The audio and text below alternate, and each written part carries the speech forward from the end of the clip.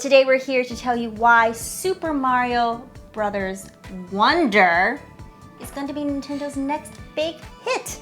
We are just about 2 months, can you believe it, No, away from this game coming out. I really can't. I thought we need to shift our attention to this and start to talk about it. It's crazy. But everything is lined up for this to be the next big, selling dozens upon dozens of millions of copies game for the Switch. Of millions of copies. There's a lot of those now. Yes.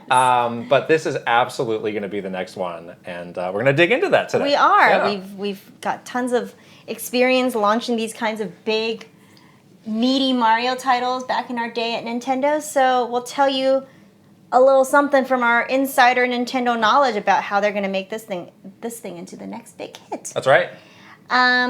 As usual, everything that we do on this channel is made possible by our wonderful, beautiful Patreon subscribers. Join us today at patreon.com/KittenKrysta. If you are listening to this here podcast, I'm guessing that you enjoy this here podcast. What if I told you you could be among the first people in the very entire world to listen to it? That's what you get being a Patreon subscriber. Yeah. You get it at a minimum 24 hours before it goes public on YouTube or any podcast feed or anywhere else.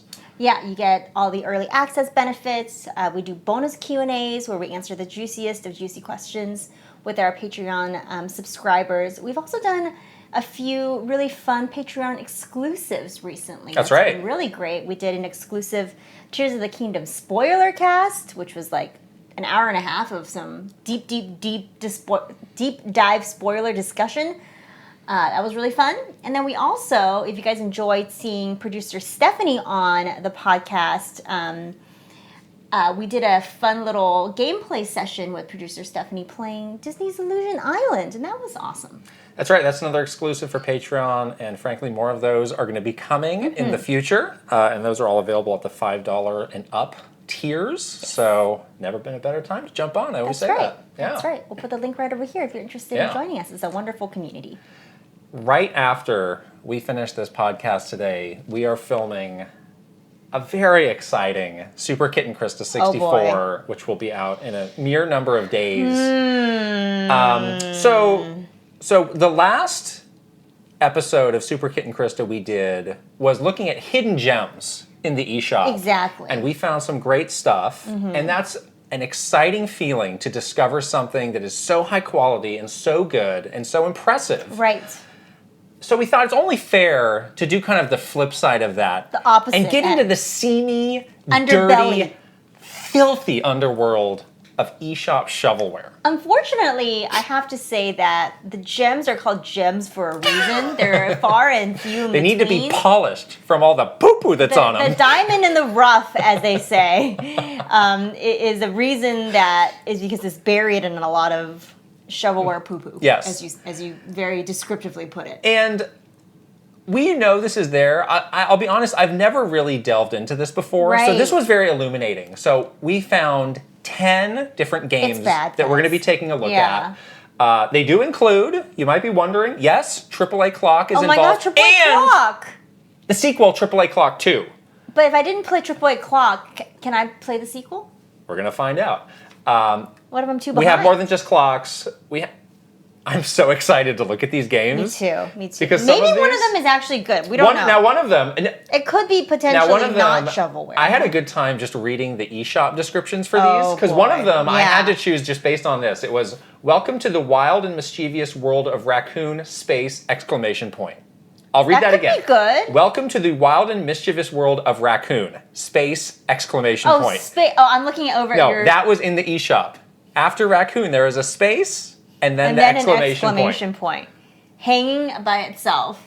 A lonesome dove, exclamation point.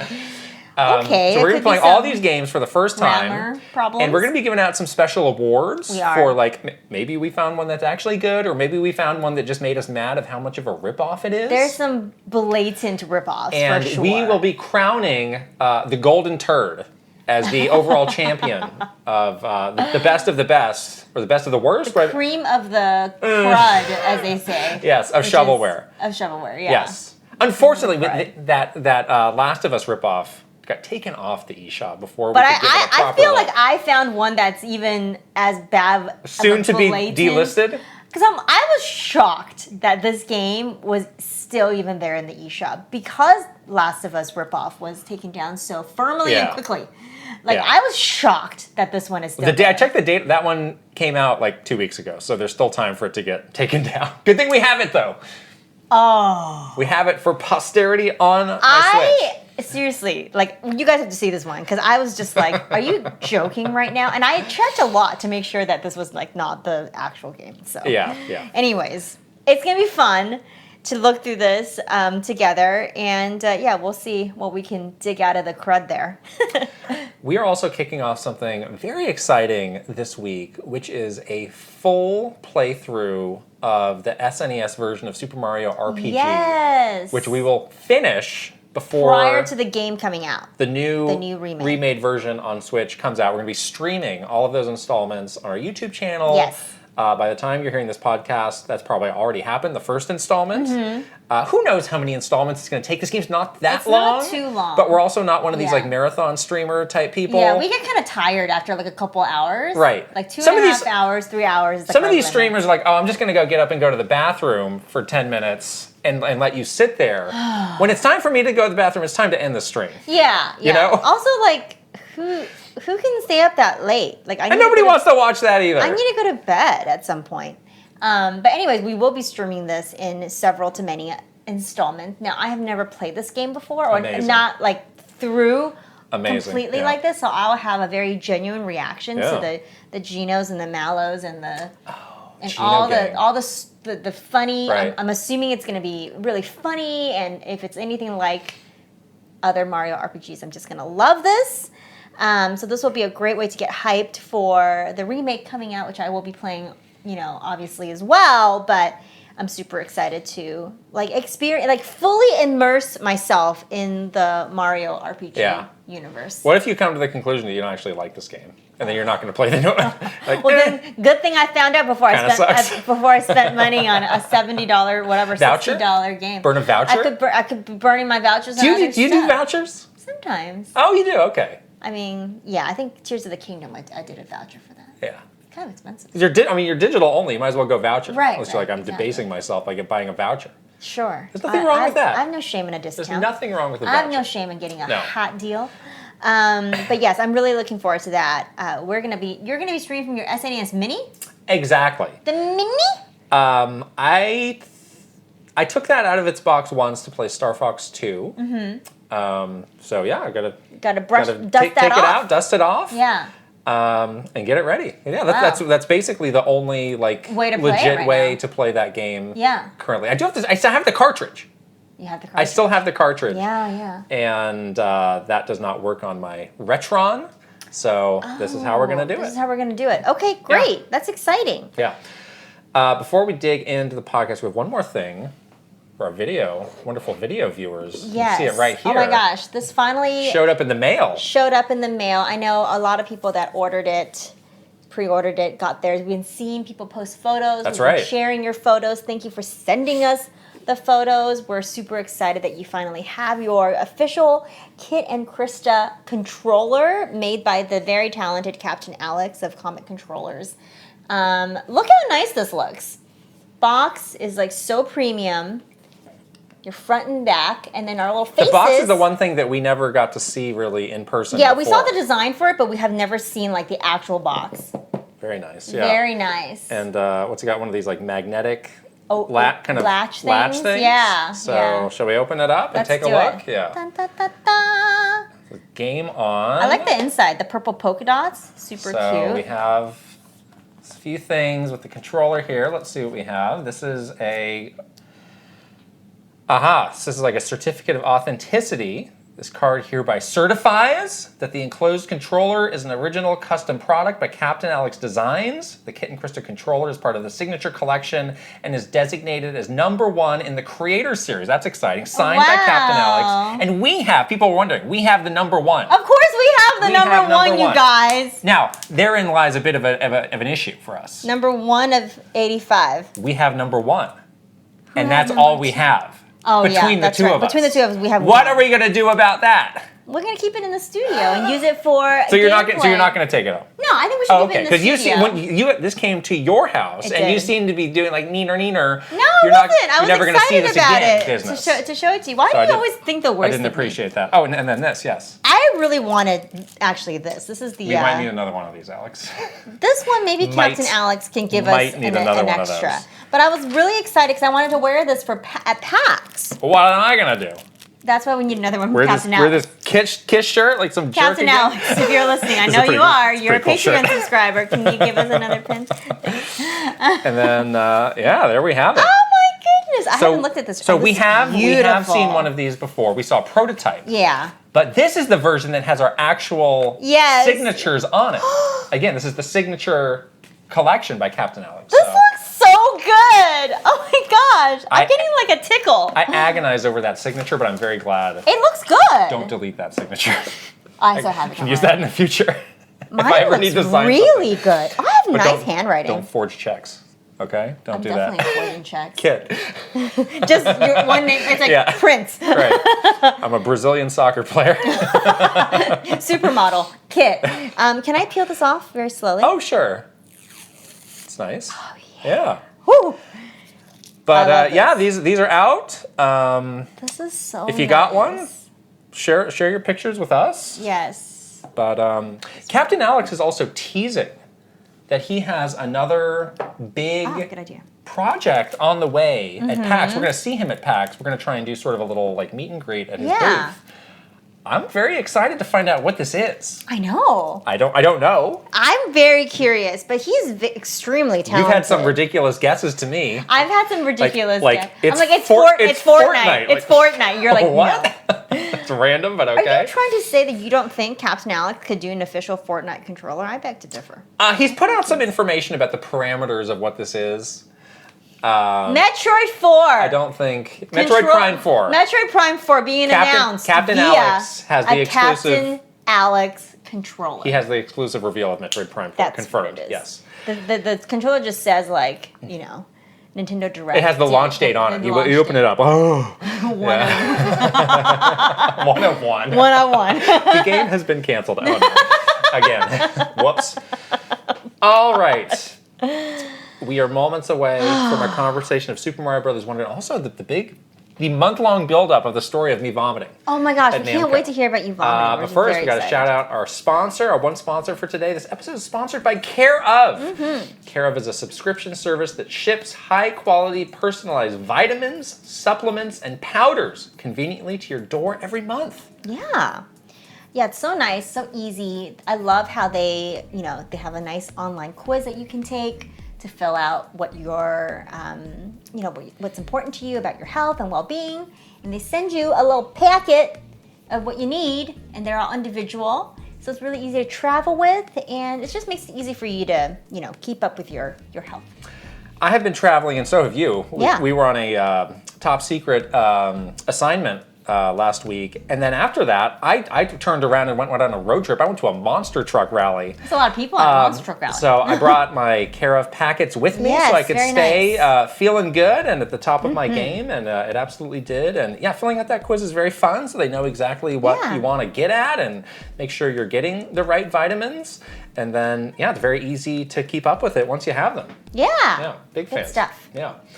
All right, for 50% off your first Care of order, go to takecareof.com and enter code KIT and Krysta50. I repeat, for 50% off your first Care of order, go to takecareof.com and enter code KIT and Krysta50. Put the link right over here and also in the description below. Get your vitamins. Yes. Yeah. All right. It's time. Super Mario Wonder. It's time for Super Mario Wonder. So we have 5 reasons why this game is going to be a massive, massive hit. Oh, yeah. Some of them are maybe a little obvious, but I think as we go, we'll get into some stuff that is a little bit deeper on the reasons. Yes. But not every game has 5 reasons why it's going to be a huge hit. Some games have no reasons, and they aren't hits. Well, okay, that's too bad for that game. Some games unfortunately, don't. Codename Steam had no bullet points working in its favor. People love Abe Lincoln. That's a bullet point. I guess that's one. Will Wheaton? Honest Abe. So let's go into the first one. So I can't believe this, but it's been 11 years. It's shocking. Since the last 2D Mario game. Yeah. So that was New Super Mario Bros. U. It did get re-released on the Switch. Right. But it's been this very kind of slow time in 2D Mario world. I don't know if some people might count Mario Maker. Mm-hmm. I don't count those. They had some of the developer-made courses. Those always felt a little bit different to me. Yeah, I don't count those. Feels like a completely different experience. To get a true, classic 2D Mario game made by this development team that has such a rich history of developing these kinds of games. And to think about how many years it's been, for some reason, it doesn't feel like 11 years. Because Mario has always been part of our lives. Yeah. So it's not like we're forgetting about Mario, which is good, but it's wild to think that there has not been sort of a proper 2D Mario game in that long. How did that happen? I imagine we're close to the marketing ramp up for this game, and I'm sure there'll be some developer series direct in the fall, which will kick it off. But I do hope when they do the inevitable ask the developer, they ask them why did it take 11 years? Right. What were they doing? Because we certainly never had an 11-year layoff for Mario before that. I mean, that's like a Metroid style. That's a Metroid Oh yeah, we style. Forgot this series existed. Yeah, kind of thing. Yeah. Obviously, there's been 3D Mario games, but yeah, it is strange. I suppose one of the reasons we were talking about this with Zelda games is that we have sort of the top-down Zelda games and the big sort of 3D epic Zelda games. I think Mario is being treated the same way, and it has been like this for a while at Nintendo. And when I launched Odyssey, it was like that sort of Zelda-level Mario experience where it's like this big, not open world, but broad, big broad world, and more of this cinematic Mario experience, where these 2D Mario games are really not smaller. I don't want to discount them, but they seem to be sort of in a different lane, just like the top-down Zelda games. So I can't wait for the narrative to happen of, this game's $60? This game should be a $10 eShop game. Well, guess what? This little $10 eShop game is going to sell 30 million copies and smash all these records. It's going to break people's perception of what a full-price game should be are so out of whack right now because we are in this just everything must be a 100-hour open world RPG mindset. Our mental skew about AAA titles and what a definition of a AAA title means. We talk about this a lot now, which is it's just such a weird phenomenon that's happened and such an interesting thing that's ingrained in people's brains about what quote unquote makes a quality AAA title, and that's just thrown all the stuff out of whack. I don't know if this has contributed to the amount of time it's taken for a 2D Mario game to come out, because there is such a focus on these big quote, the now definition of a AAA experience is different than a 2D Mario game. But I don't expect the scope of this game to be wildly different from New Super Mario Bros. U or. I don't either. That's what I'm saying. Yeah, I don't either. I think that's why I don't know if Nintendo was thinking about this like we are thinking about this right now, where the scope of what people consider a AAA game is so different now. Do they feel like a Mario game, a 2D Mario game, in the scope of a New Super Mario Bros. U is now not enough?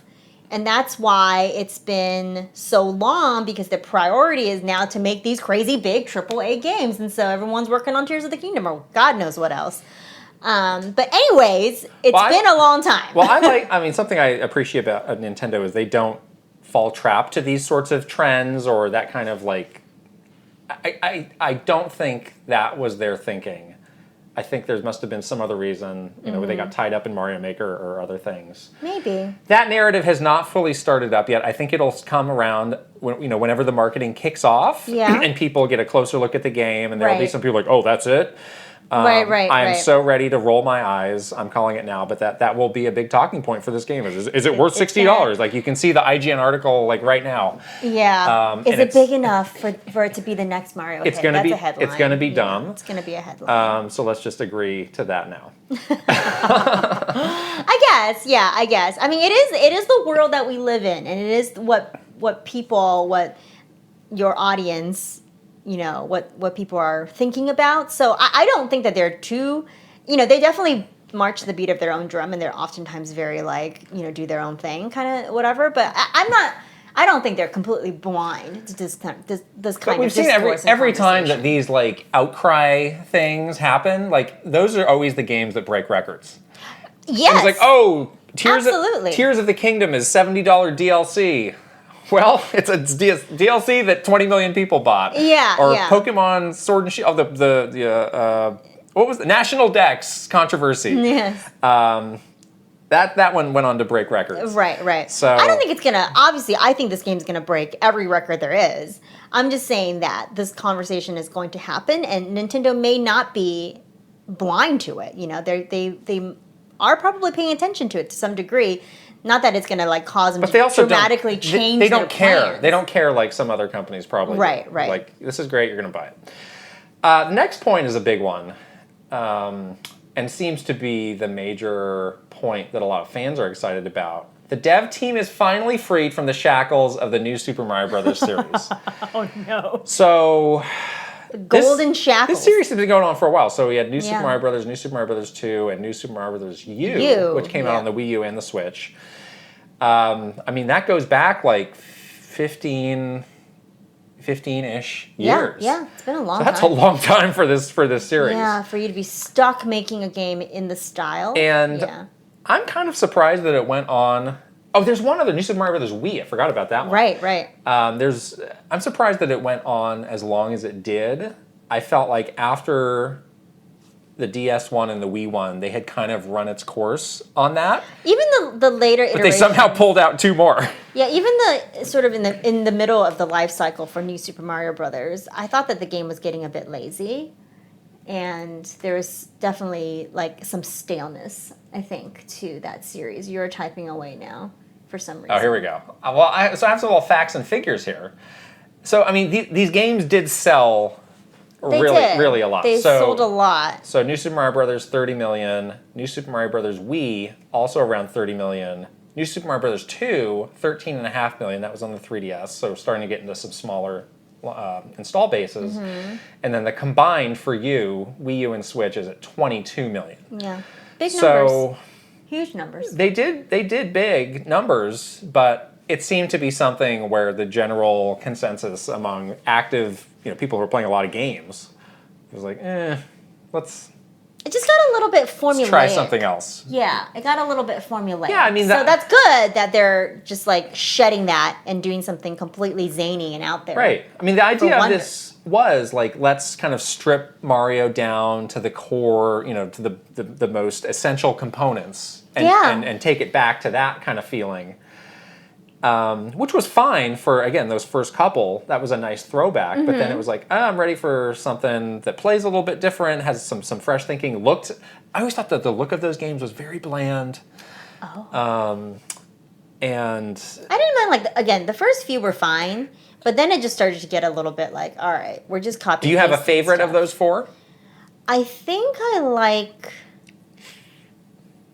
the one on Wii. I think that one might be my favorite. I like Wii quite a bit, actually. Yeah. That was the first one that introduced the multiplayer. Right, the bubbling. Remember the bubble? And throwing people into pits. That was a lot of fun. That was fun. And it was perfect for the Wii. You know? And I thought those levels were very well done. But yes, I remember. The coins. The coins, I didn't love. That was the first sign. You're kind of grasping for a concept here. Yeah. You kind of don't have one. And that was they really wanted us to market that gimmick. And you kind of just had a feeling ooh, we're getting a little to the end of this life cycle. Yeah, and then for you, remember it was oh, you can use the gamepad to draw little ledges or things like that. I was this. This is just it's just stinks. extra stuff that you don't need in a platform. It's in HD for the first time. It's true, but but did you really need it though? Because it's Mario. I don't know. Yeah, but you can tell with this new game, they are so. I don't know how much of it feels like a reaction to that, but they're definitely playing up the expressiveness of the characters. Yeah, it's an elephant Mario for God's sakes. But in that trailer, there are so many scenes where they zoom in to the characters so you can see them. Like even like the jumping animations are different than they usually are. Yeah. Like it's kind of like, okay, we went back to the bare bones of old Mario. Now we are rewriting new Mario. Right. They which is exciting again. Taking like so many liberties to just like upend that formula. Right. And at first I was like, whoa, you can't do that. But then you're like, no, you can't. When I first saw that, I was kind of upset. Like, Mario doesn't jump like this. Yeah. I don't like this. I know. But then I kind of liked it. I like it. The other thing that I noticed just from that very, brief trailer that we got in the last Direct is I did notice that some of that, like, weird humor that was in Mario Maker has now carried over. It's the same team, I think. Yeah. With the wonder flowers and such. The little flowers. You know how Mario Maker had those stupid things that were like funny, like the cat paw and the weird. I just feel like this game is going to have a lot of those like zany kind of like slapstick kind of humor. It is good for Mario to be a little weird. And I want it to be weird. And the new Super Mario games were not that weird enough. They were like, again, a little formulaic and generic. Safe. I think. Yeah, very safe. Right. But this one, I mean, beyond the obvious, like Mario turns into an abomination that is that elephant, there is like those little flowers like quipping away. Yeah. And there's some other like little things that I noticed that was just like, well, I mean, it seems to be like those bizarre and strange.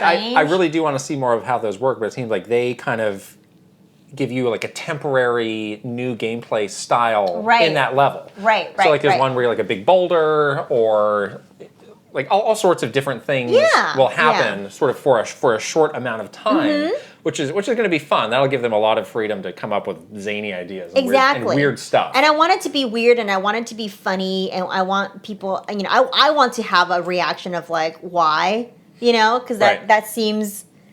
It seems like it's going to be fun if it's like that, Right. So I'm excited about it. But I want to go back to the faces, the expressive faces. Oh, the faces. You're really obsessed with faces. They really have expressions of joy on their face. Good. And if anything, this is a very joyous franchise, for me at least. It seems to be drudgery for you. No, I love Mario. Fake Mario fan. No, I am filled with joy and wonder. But that's something... To the brim.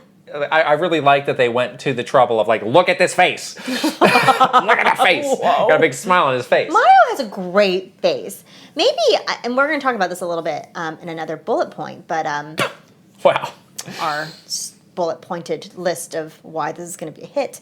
But I think maybe the Mario movie has made maybe the team consider, I'm just a speculation on my part, but maybe because the Mario movie was so expressive in facial expressions and they did such a good job with the animation, maybe they were like, oh, this is what's maybe possible.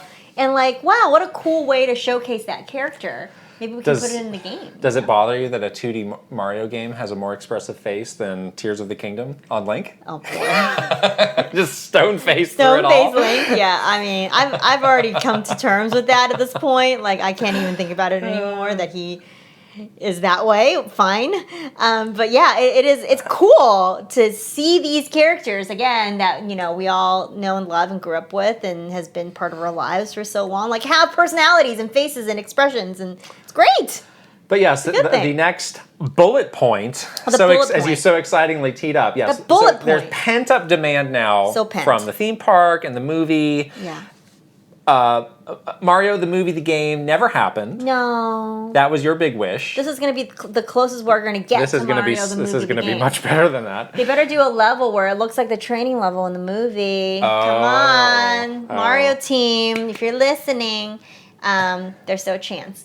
But yeah, I think there's so much, not only is there pent-up demand, but there's just so much broader awareness. Right. Like, people are just like, oh yeah, remember Mario? Like, there's probably a lot of people that are not us, and maybe not you guys, but there's a lot of people that haven't thought about Mario for a long time, but now are thinking about Mario again because of the movie and the theme park, and then they're going to be ripe to, buy this game and play it. And this is sort of a softer point where it's like, well, yeah, people saw the movie or people went to the theme park. How many of those people are going to go buy a game? But Nintendo has done enough of these now, and we have seen the results, that there is actually a tangible boost that these things get. So, like, after Pokemon Go, like, Pokemon games, like, shot up. They shot up, yeah. They did. And, this is definitely, on the, like, Pokemon Go is, like, massive phenomenon. And right. This is on that level. Mm-hmm. So, it is a little, a couple months after the peak of the movie. It would be nice if you had something timed a little bit closer. Yeah. But I still think this is going to have still going to happen. Some sort of impact. This is like a total tangent, but we were on a plane earlier this week on the way back from our special assignment, and we saw that the Mario movie was available on the airplane. Right. And I was just taking a walk down the aisle to go to the bathroom, and I was just snooping. I always look at what people are watching on the plane. So if you're on the plane, you're watching some smutty whatever. I'll see you, but I'm not judging. But anyways, my point is that a lot of people on that airplane, I would say like 80%. We're watching the Mario Brothers movie. It's a good airplane watch. It's a great airplane watch. So, anyways, that's a tangent. But my point is that like don't underestimate like when you earworm into someone's psyche with something like a movie or the theme park. Maybe not as accessible to everybody, but something like this movie where you just like worm your way into their brains so they're thinking about Mario. Like, and then they see a new Mario game and all your marketing for a new Mario game, like, that works. Yeah. People are simple creatures that are easy to sell to. What are you trying to say about We're all stupid, and we want to buy the things. Consumerism has taken over our lives. Thank you very much, America. That's what I'm saying.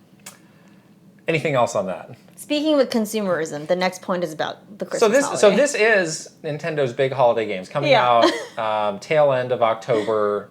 People think like, oh, it's the November game is the one. No, you got to get in earlier than November. That's Mario RPG. That's quite niche still, honestly. Yeah. This is the one that will get like the front and center billing on all of their holiday activities, which is a lot. Yeah. And it's the game that like the casuals, the filthy casuals, will be picking up when they're out shopping. Especially your grandmother. For their kids or for if your grandma, or just somebody else like grandma and you're shopping for so and so's little holiday present or whatever. You're going to see this game and be like, I don't know what to get, my grandkid. I'm just going to get him this game. This seems good and it's new. Yeah. Yeah, I mean, the Nintendo holiday marketing machine is quite significant. Yes. Like, people know, like, this is, like... the selling season. The time of the year. Yeah, that 3 months, there was some stretch where it was, like, some percentage of all of our revenue is made in the fourth quarter. It's like a high percentage. And it's a very high percentage. Like, you'd be shocked. It's way more than you think. Yeah, it's shocking. The reliance on that last 3 months of the year to just skyrocket your profits, it's actually really significant. And we had a really strict, we had a lot of holiday campaigns. It was a really busy time of the year. They put a lot of attention on doing all your best marketing work during the holiday time frame. No one was allowed to take any vacations. It's very rigorous. It was very rigorous. And I have no doubt that it's going to be that, if not more, this year, because they have 2 great Mario titles to push for the holiday season. I mean, some games come out right before Black Friday because they just need that time, and that is like the deadline. It's like you cannot go past this date. Right, yeah. But this is a really good way to do it because you basically get multiple peaks. So you get a big peak when the game comes out, and there's that first rush to buy it. Yep. Then you can build up some word of mouth, and then you get to Black Friday, and there's another huge peak. Right. And that peak, it's kind of like a month-long peak until Christmas. Right, and then for Christmas time, you can do one more, even as it's still going, you can do one more push for the last minute holiday gift.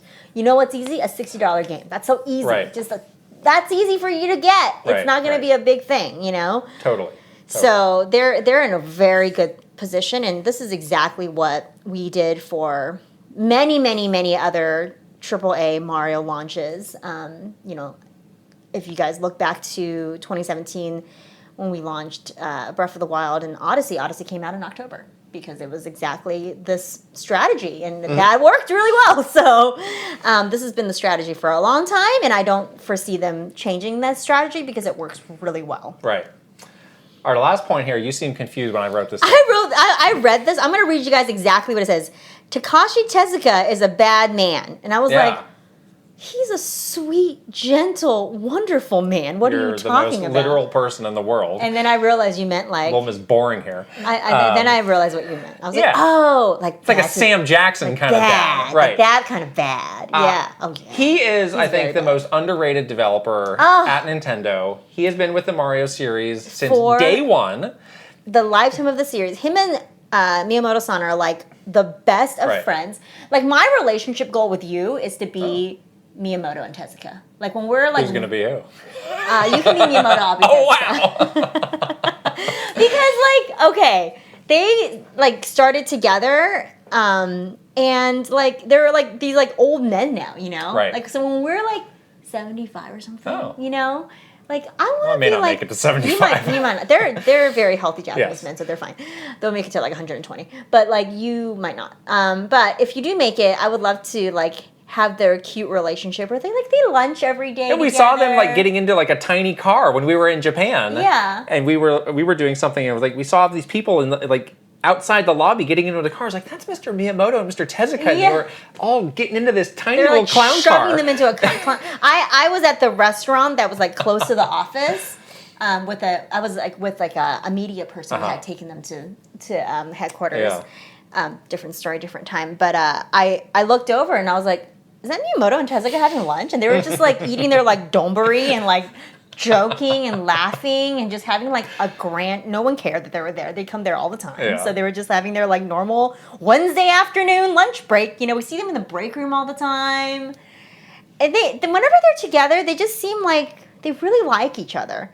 And it's really sweet. Yeah. So anyhow, he's awesome. But he's been with the series forever. He invented Yoshi, for God's sakes. And he was really like the creative driving force on those early 2D Mario games. Yeah. And now he is in charge. So they have like leads of 2D and 3D Mario games. He is the lead of all the 2D Mario games. Right. And Mr. Koizumi is the lead on 3D Mario games. Out of the Tokyo EAD office. Right.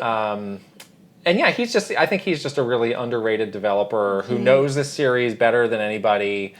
And is going to really put his stamp on it. Yeah, and I think he does have the same sort of like childlike wonder that we all know and love from Mr. Miyamoto. He definitely has that. I think people don't know him as well because he's very more quiet and a little bit more reserved, and it's easy to discount. But he has like that just sense of like childlike wonder and like the same kind of spark. I think is so strong in Tezuka-san, and yeah, I can't wait. Again, I think this game is going to be weird and funny, and I'm fully expecting that is his stamp, and I love it. I absolutely cannot wait to see it because I think it's going to be amazing. So, now is the time for you to put down a number. A sales prediction. Oh man. This one's tricky, though, because, again, we don't know how much rope the Switch has left. No. You could do a deluxe version for Switch 2, like they will do for Tears of the Kingdom, probably. Does that count? If they do a deluxe version for Switch 2, can I count that in my number? Let's say in three months? In 3 years. Oh, 3 years? I mean, when the dust has mostly settled. Because, I mean, Tears of the Kingdom hasn't even been a year, and it's at 20 million. Oh, my God. Tears of the Kingdom, though. But this is... And, I mean, New Super Mario Bros. Did 30, and that's... DS and Switch are pretty close. Yeah. In terms of install bases. 35. 35! Wow! I have high hopes for this game. I think I'm going to say 25, and I think it could have been. I could be higher, but I worry just about the end of life Switch stuff. The power of Mario is stronger than ever. I'm going to put the good thoughts out there and say 35. Wow, let's do it, baby! All right, yeah, that's good. Good, exciting prediction there. It's going to be fun. Can't wait for the season of Mario. This is absolutely not the last time we'll be talking about this game, but it's fun to get started. We also asked our Patreon subscribers a poll of what are they most excited about for this game. 60% of people said a new 2D Mario game that isn't in the new Super Mario Bros. Stuff. I'm amazed at how high that is. That's really high. People are, I think like us, we had been a little blasé like that for a while. We all need a refresher, you know? So good. 17% said the new gameplay possibilities of Wonder Flowers, which I think we don't fully we just don't know the details of. Once we understand what that is, we might be more hyped for it, you know? 10% said new transformations like Elephant Mario. Mm-hmm. We've only seen one. There's got to be more. What else are they going to turn him into? We have 7% multiplayer. Yeah. The multiplayer is always fun. And then 6% said, again, the game's highly expressive characters. You seem really excited about that, but no one else is as excited as you are. They're gonna get excited. Whoa. They're gonna make you excited.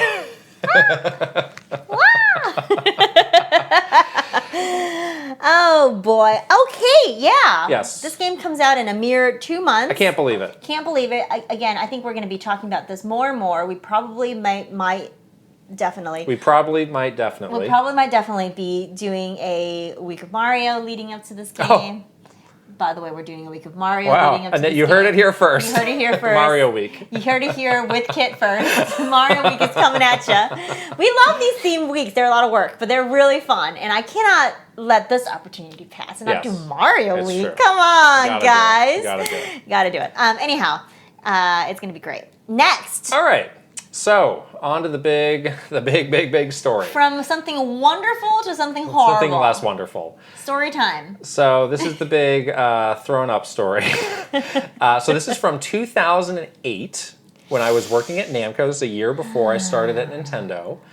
At that time, I was a PR manager at Namco, working on a team of about 5 or 6 people. And something that every company in games did at that time, and I think most of them still do now, is a big summer press tour in New York. Yes. And you would go usually in July, and you would take the builds that you had at E3 and just, show all the people who maybe didn't go to E3 or are so mainstream that they're not going to E3. Like Vogue magazine is not coming to E3. Yeah. Sorry. Yeah, you're not going to see like the segment producer for like Today's Show at E3, unfortunately. Right. So you gotta go to that. So you go to New York for like a week, you get like a hotel suite, hunker down, and you just show off all these games. Yeah, it's actually fun. It's really fun. Yeah, it's like that was something that you and I did like literally every year. Yeah, it's like such bread and butter. We were at PR Nintendo, stuff. and it's not just Nintendo that does it. It's like literally every company. Yeah. So we were doing ours, and it was it was the summertime, and I remember that year we had kind of an interesting lineup of games. We're kind of a little light on the usual like Namco Bandai heavy hitters, so like it didn't have like a Tekken or like a Soul Calibur, no Dragon Ball, or not even like a lot of those anime games. Yeah, I was gonna say their anime games are a little.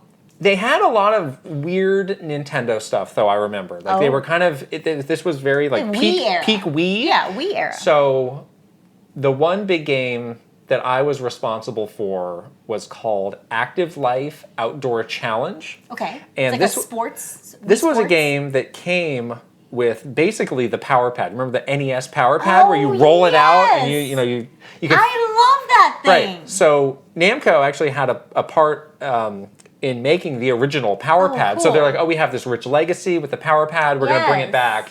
I love that. And now it was combining that with stuff you can do with the Wii remote. It was very like kid oriented. Yeah. It was like the thing I was always doing was like, oh, you're in a boat. You're in a canoe, and so you're like had to row with the Wii remote and then use your feet to like move the boat. Yeah. But that was the era where these kinds of like very active, almost like fitnessy sports games were all the rage. Right. Especially with the media you probably find in this was post Wii Fit, when that had become a huge phenomenon. Everybody wanted to get a piece of that action. This game actually went on to sell really well. I think they did maybe one more version of this before they the whole Wii thing just ran its course. Yeah, that ran its course. But that first one did do very well. Nice. Another strange game that somehow I got hooked onto was called Wii Cheer. Oh. Where you're doing cheerleading. I was a cheerleader in high school. Wii remotes. We had a very strange demo that I don't think was super indicative. Can you attach like pom-poms to your Wii remote? I think we had those, yeah. That's freaking awesome. Again, somehow I was responsible for this. I really would like that. I'm sure I have something in my various Can you bring it storage to boxes. us so we can play with them? We're friends with people at Namco. Sounds fun. I have the game! Someone send me a pom-pom for my... I don't think... It's 15 years old. I don't think they have it. They threw it away. Can the pom-poms work on my Joy-Con? Wii Cheer Deluxe Edition coming soon to your Nintendo Switch. That one did not do well. That was a bomb. And then I remember the one other game we had was a DS game that was kind of like Nintendogs, but for pandas. Oh! And they actually had like some license deal with like Like the zoo or something? The Global Panda Consortium or something. I don't know. I don't remember exactly what it was. Do you know that pandas are from my hometown of China? I do know that, actually. Yeah. So pandas are very special to that game, I don't remember that game being that great. We had a lot of just strange Nintendo stuff. So, again, we're in New York for the week. Get the suite. I, for some reason, there's always somebody who has like the bedroom that's attached to the hospitality suite. Right. So I was in that room. It's always like which made it easy for me. Like, wake up in the morning, get ready, just open the door. Hey, I'm here. Yeah. Don't open the door when you're like getting out of the shower and have the media. No. You know. Right. So that was kind of my deal. We'd gone a couple days, getting ready for the next day. There was one big appointment we had circled on the calendar, which was New York Times. Oh, New York Times. The writer's name was Charles Harold. I don't think he's at the New York Times. I don't know what he's writing these days, but he was the games writer for the New York Times then. And the New York Times was quite active covering games then. Yeah. Like we talked about with Gene Park, they have a lot of ebbs and flows of mainstream media, how they view games. At that point, like they were covering a lot of games. They covered some games in our day at Nintendo. We were like Simon Parkin. Yeah, I mean, they go through different writers who have different philosophies and stuff. But they were like, yes, this is going to be a big one. We can get some great coverage for these games. Classy, man. The New York Times. Really, the great lady, as they say. The great lady. Oh, yeah. Let's really get in good with him, and we can get this coverage now. We can get it when it comes out. Perfect. So we get to the next day, start to do some of our first appointments. I start to feel a little bit weird. Uh-oh. And I'm like, what is this? Like, I was like, what kind of weird? Like nausea? I don't know. Just a little like tingly. I was like, a little tingly. I was just like, tell us more. Did I not sleep well? Like, you can't tell what it is. You just feel something's a little off. You're like a little sluggish, a little fatigued. Yeah. It's like, you're not 100 yourself. I don't know what happened. Maybe I didn't sleep well. I'm not like worried. It's just like, whatever. Like, I'll just, get through the day and take it easy after that. Okay. So more time passes. We're getting past lunchtime. I think his appointment was like one of the last in the day. I'm starting to feel bad. Did you eat the lunch? I think I ate a small bit of lunch, but this is after lunch. At this point, I have something going on in my stomach. And it's not feeling good. And we've all been there with that. And sometimes, listen, let me explain this to you. We've all been there with that. Let me mansplain this to you. What? Having an upset stomach. Sometimes that's all it is. It's just like you get a little gurgly feeling in your stomach, and you wait some time and you feel better. Have a little club soda, maybe to settle your ginger ale. Maybe I'm not going to go to the all-you-can-eat, lobster buffet. Yeah. But you can kind of manage yourself, and you'll be fine. Have some go on the brat diet for a couple hours. Right. Unfortunately, this was not that. Oh no. So the time comes for the appointment. I'm feeling quite poor at this point. I've got the a little the chills a little bit. It's like kind of like just a light sweat. Oh, like going. that gleam, that dewy sweat, and you feel kind of like sticky all over your body. Yeah, and again, like a little tingly all over. That's bad. That feels bad. So I'm like, you know what? I'm kind of feeling it as you're telling me this. So I'm like, you know what? I just need to get through this appointment, and I'll call it a day, and I can rest and recover because we had one more day after that, and then we were leaving. Okay. So Charles Harold comes in. He's a rather. You threw up on Charles Harold. No. Okay. Jeez. Wow. You threw up on the New York Times. Don't jump to games conclusions. Reporter. Gene Park is never going to want to see you again, by the way. He's a rather eccentric character. I'll just put it that way. So he makes a grand entrance, and he's like, all right, active life outdoor challenge. What's this? This is interesting. You got this crazy setup here. Okay. So again, I had to do the demonstration. Which is a lot of movement. This is not like, you were so spoiled it into, we got Treehouse here to do your demo. You're going to sit in the back and do your emails. No, I didn't do that. No, you must have. No, but anyway. I always play. I had to be the one to get on the power pad and show him. I always play. Right. We Fit. You know how many times I got on that balance board? How many times I had to take my shoes on and off? So anyway, I'm doing that, and again, my situation is continuing to deteriorate, and I'm like, I just need to get through this demo because the next game is Panda nonsense, and you can I'll be done. So I'm doing that. You're rowing, and it's building up in my stomach. I'm like, I've got something bad is about to happen. So I finish the demo. I say, Excuse Charles, me? thanks for coming. They'll show you Panda Land. Excuse me. And I go, again, the door was right there. So I go into my room and I just unleash vomit into the toilet at least. I made it to the toilet. But I was gonna say, like, could they not hear you? I don't think so. Because that's my worst fear of having that room attached to the suite. Yeah. Is that, or my other worst fear is just going to the bathroom in general when you're like in a suite. A crowded room? In a crowded. But okay. Don't mind me.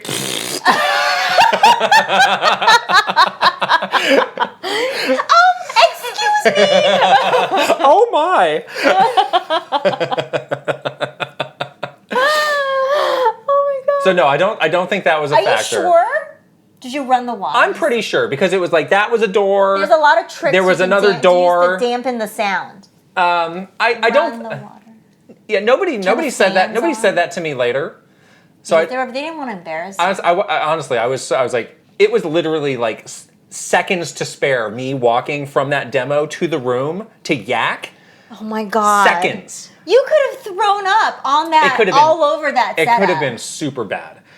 But I made it. And that's terrible. So I had food poisoning. I was like, what was it? You know, your body kind of knows when you get food poisoning. Your body will tell you. It wants to get rid of it. And it's like bacterial infection. The alarm you bells. think of everything you ate, and your mind's like, don't eat that for 6 months.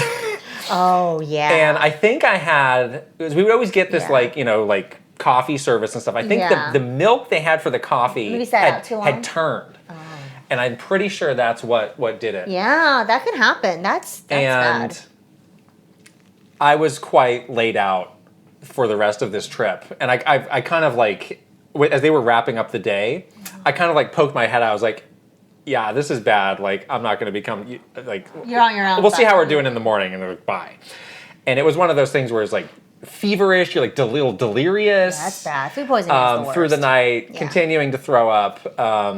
And got to the next morning and it was on the mend, but I was just like, yeah, I'm not... Feeling real shaky. I'm not doing this. So I could hear them doing all the demos. You were like in the room. As I was like trying, like with a pillow over my head trying to rest. But oh, that's not good. Right. Oh no. But you know, food poisoning can move fast. So by like that evening, like I was feeling much better. Good that you didn't have it on the plane on the way back. That would have been That was also terrible. weighing on me heavily. I was like, that's bad. I need to get better quickly. Yeah.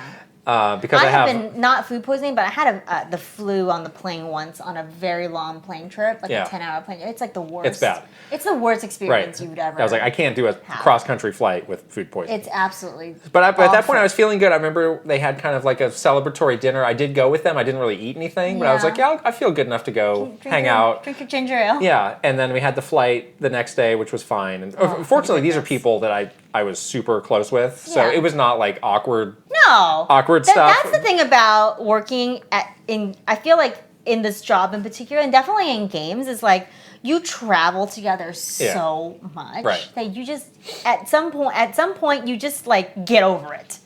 Because we're humans, people get sick, you know, people need to go to the bathroom. Like, I don't know. You don't need to turn on the fan, just let it go. Oh my god, you sometimes need to go to the bathroom in a crowded room, guys. But yeah, you just like get to know people on like a totally different level. And I definitely felt like this when we were at Nintendo. Like, I have held many people's hair back, not to say any names, when they were vomiting. I have dealt with a lot of bodily fluids from people, okay? People bleeding, people crying, bleeding, vomiting. Really bleeding? Yeah. Someone once sliced I'll tell you the story later. Oh, I want to know this. On a press tour. Oh my gosh. And I was like, dude, do we need to on a Wii remote? No, that's not blunt. It was something else. But wow. there are so many things that can happen to you. And then because you're on a trip and you're just there together, like, guess what? What are you going to do? You're going to have to deal with it. Yeah. And help them, you know? So yeah, getting really sick on a work trip is like a worst case scenario. So we heard about there was a Nintendo of America executive who went to Japan and got tricked into trying the chicken sashimi. Which is something I would never do. But I did that on my trip to Japan. I was fine. I could see like if you're getting like major peer pressured. It was good. I don't know. Like I would really hold out on this. I really liked it. I thought it was delicious. That could be, and that's what happened. And he got down real bad. Whoops. I'm very, knock on wood, I'm very lucky, but I have a very strong stomach. Congratulations. Very strong. Way to make the story about you. That's what you do best. I've not puked in a work trip before, so that's good. All right. You've been covered in blood, though.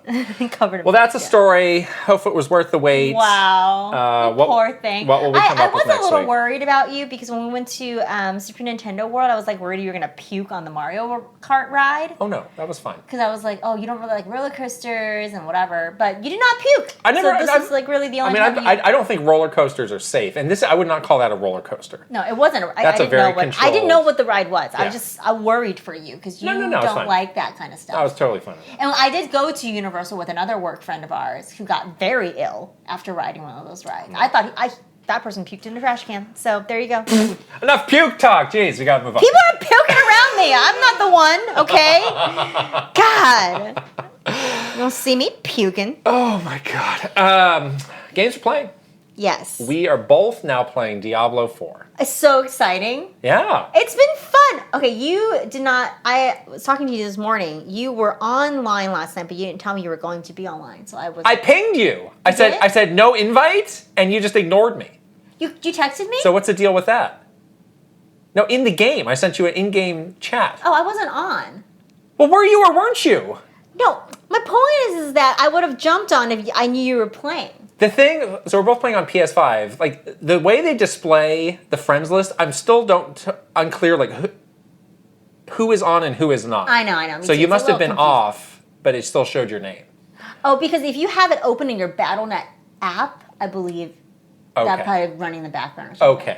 Okay, anyhow, there was miscommunication, but we did play this game together. Right. And it was fantastic. It was so much fun. I don't know, I'm really loving this one so far because I feel like they kind of went back to the best Diablo game of all time, Diablo 2, and like really capture some of that essence. But then it still feels like really modern. And we were playing the main story quest now. I know you skipped the cutscenes and whatever, but I thought that first bit was really fun and really interesting, and the bosses were fun to fight, and it felt like a challenge. The dungeons were super cool looking. Mm-hmm. You're playing Barbarian. I'm playing Sorceress. We have some other friends that are playing with us as well.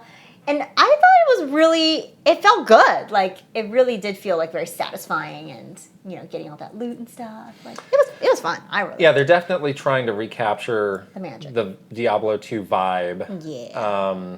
There's even some callbacks specifically to like places and things that happen. We had a thing that took us back to an iconic Diablo 2 location, and I was like so jazzed about it. I was like, wow. The music is trying very hard to ememulate the Diablo 2 music. You gotta get that classical guitar on loop. Right. Yeah, it's good music. Yeah, I'm still, what level are you now?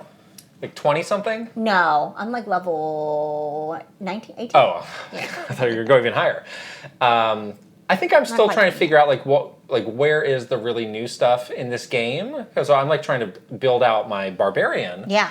And there's a lot of returning moves, but I think the ones that I'm using are a little bit different, and there's some new like systems in place for each character class, it seems, that are different. So the Barbarian can basically level up every type of weapon. Yeah, you said that you have 4 weapon slots? So I have a lot of weapon slots. That's crazy. So I can equip a 2-handed blunt weapon, a 2-handed bladed weapon, and 2 one-handed weapons. Dual wield. I'm equipping all of those at once. But then how do you know? How does the game pick which one you're using? I don't know yet. I think the game just picks which one is doing the most damage. So I'm wondering, so basically the build that I'm going for is heavy into bleed damage. And the 2-handed swords, as you use those more, they level up. So you get more and more bleed aspect into that. So I may just choose to unequip the other ones, because I need to use the 2-handed sword because I get this extra bonus. Even if it's not the most powerful on paper, I get this other thing that I'm, status thing you that have I'm to look at it for. carefully, because some of those augmented, those skill augmentations really make a huge, like the resistance stuff, crit stuff, especially for me that I like all damage dealers. So you need to look at all that stuff. Yeah. Right. So we're still very early, but that's been the thing that I've really been like poking around is like where you know, it's like it's great, wonderful looking new Diablo game, played great, but like where specifically have they made different changes? So I'm seeing some things there. Yeah, the skill tree is a little bit hard for me to decipher right now. Yeah. I also looked at a couple of guides because I was a little bit confused about. Frozen Orb, that's all you need. I have the Frozen Orb, don't worry. Spam it. Got it. Can only spam it so much of limited mana. But yeah, I usually go like Ice Sorceress, which is like my whenever I start a new Diablo character, I just do that first. Again, spam the Frozen. I will. Frost Nova, is that one? Well, Frost Nova is what I have now. Frozen Orb I have as well, which just basically freezes them like permanently. Which is the one that has the spinning thing that shoots the... That's Frost Nova. That's the one. That's the one to spam. That's spam the good one, yeah. The other one that I just recently got is Blizzard, which is also very good. It's like, you know, it rains from above, but basically slows everybody down. Okay. So you got damage, you got crowd control. Right. Is what the Sorceress is good at. Okay. But the other thing that I realized that this game has that I'm not super familiar with is aspects. Right. And I haven't really looked at that yet, but I was reading something where you actually need to like put some of your like points that I typically would just save for any like frost abilities into this like fire skill, which I would never think to use, but apparently you need that for those aspects. Yeah, so I need to do some research there. There seem to be some additional systems beyond just the normal skill tree that keep you going later. Like late game in stuff. the game. Yeah. Which, I'm not there to really think about it, dig into that yet. But not right now. Right now it's just fun to spam Frost Nova. Right. But yeah, that's been really good. The other thing that I really like so far is all of the cosmetics. Because, I mean, I do want to look cool. Everyone does, you know. Oh, I don't care about this. Okay, I care deeply about this. This game drops a lot of like high level gear. Yeah. Maybe more so than other Diablo. Do you feel that way? I feel like I'm like pretty like. So it's like every 15 minutes I'm putting on a new whatever. Oh, not every 15 minutes, but I mean I got some gold, like nice gold armor now and a really good weapon. Yeah, like my whole getup is like almost all gold now. Yeah, but they just drop it, so I can't get invested in any like look. Well, that's why it's fun to just change it in the cosmetics, and so that whatever you put on, it's just that same look. Oh, you mean the transmog stuff? Yeah. Oh, and yeah. Basically, when you, I didn't realize this, but when you like disenchant or like you like salvage one of your gold items or whatever that you don't want anymore, it like unlocks new cosmetic styles. Right. And so I just like did that so that whatever I put on, I still look cool, you know? I never got Which I think that's really neat, yeah. And I still am waiting for my pony. Where's the horse? There's like a lot of cool cosmetics for the horse. Have you been to the stable? Can you just buy a horse? I've been to the stable, and then it says you do not pre-order this game, so you don't get a horse. What? You had to pre-order? I think so. Or you need to buy something. There's some other way to do it. Maybe it's like later in the game it'll unlock for you, but if you pre-order, you get it earlier. Okay. I don't know, but I really want my horse. Yeah. And I'm jealous of people in the world that have the horses. Some of them look really cool. So. Right. And they have like armor for the horse, which is fun. Yeah. Anyways, we're going to play more tonight, I think, so. Now, I have some friends who are playing this as well, who are much higher, like they're getting into like level 90 stuff. Some like and I popped into the group chat to hear them talking about how like, oh, it's kind of like the normal Diablo thing of like, well, what do I do now? Where I think this is where all these games, I always get a little bit depressed when I reach that point with these games where it's like, well, I guess that's it. Yeah, I guess the seasonal, we're both doing seasonal, we should say. Yeah. And there is some like cool like season challenges and stuff that you can collect. I guess that kind of can keep you going, but I can see that can get a little samey when you get to the level 90s. Yeah, I mean, it seems like the idea is like start a new character with the new season and just kind of ride that out. That's what I usually do. Usually, again, I start with my like typical frost sorceress character, and then I usually start like another character with a new season. I want to try out the necromancer class at some point, so I'll probably just do that to keep it fresh. But yeah, so far I think we're all kind of around the same level and kind of doing similar stuff. So it's been really fun to just like hang out in the game and play. Yeah.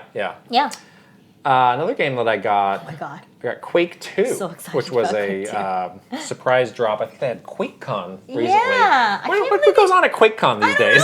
What are they doing out of there? I can't believe they even have QuakeCon still.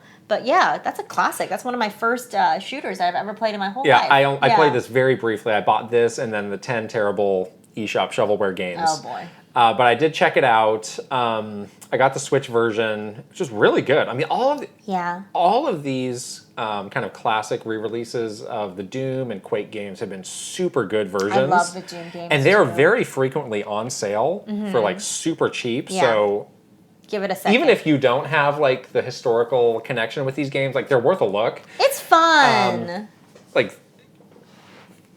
I mean, it should, but game just moves so fast, and it's like, wow, this is so different from like a shooter. Multiplayer? Yes, we should play. It has full-on online multiplayer. You can do bots multiplayer. Oh. They've even like replicated like. That's fun. They've done some touches where it's like replicating the actual online experience, where like. You remember you could send like messages, like have automated messages, like when you die or when you kill someone. Yeah. That are like custom designs. Right. Like even the bots have some of those. Oh, that's so cool. That they put a lot of good little touch, love and care into this version. It's got tilt controls on the Switch. Wow. Which is nice. There's Quake 64 is just like an extra thing, the 64 version of Quake, which is a little bit of a different game. And I believe, I haven't tried it out yet, but there's some new campaign content in this version that's entirely new that I read was made by the current Wolfenstein team. Oh. So that's a very good pedigree. They didn't need to go that far, as hard on these games as they did. So yeah, I just give them props for doing that, and you know, these are really great versions of these games. Awesome. And yeah, like Gene Park was saying, I guess John Romero has a book out. I saw that you brought back the book that I lent you years ago, Masters of Doom. So, good book. Yeah, this is really like a series and a time in gaming that you can really dig into now. Yeah. In a really cool way. It's such a part of our my formidable gaming years, because this is the game that I played a lot in college. So, anyways, I was have a nice connection to that. It kind of reignited my love for gaming. And then carried over into my adulthood. So, yeah. And we got kind of a grab bag of some stuff here that we played on the plane. Yeah, I wanted to include this because usually we work on the plane, but this time we were like, let's relax and actually play some games, which is kind of nice. We had a kind of late flight back after a very full day, so we're like, let's just take it easy. Exactly. Play some games, watch a movie. We played such classic, awesome co-op games on the plane. What is the first thing here? Oh, not that first one. Is that a classic and awesome game? No, the other two. Let's talk about the other two first. That first one is garbage, but let's talk about the good ones that are good. All right. These are Kit and Krysta tried and true multiplayer favorites. Art of Balance. Art of Balance is so good. It is such a good game, and it's so fun and easy to play that on the plane because you're not moving around a whole ton, you know? I think we have talked about this in other videos before, but the idea of this game is basically you have a flat surface and you're trying to stack up these pieces as high as you can without it tipping over. Right, and there's a lot of different multiplayer modes. Right. There's ones that you can do co-op. There's ones that you could do a challenge between you and the other person. Right. They always have such creative ways too, where some of the blocks are glass. So if you put something on it, it might break. So it just adds a new layer. But the best part of Art of Balance is the vibe. It's a Japanese spa or something, or an onsen. And you're just listening to the nice spa music. It is, yeah. And you have this cute, little bowl of fruit or a bonsai tree next to you as you do your little puzzle. I don't know, it's just such a vibe. It's so good. Yeah, this game was out on Wii U, 3DS, and Switch, and I bought all those versions. We have all the versions. I will buy this on whatever platform it ever comes out on. Give it to me.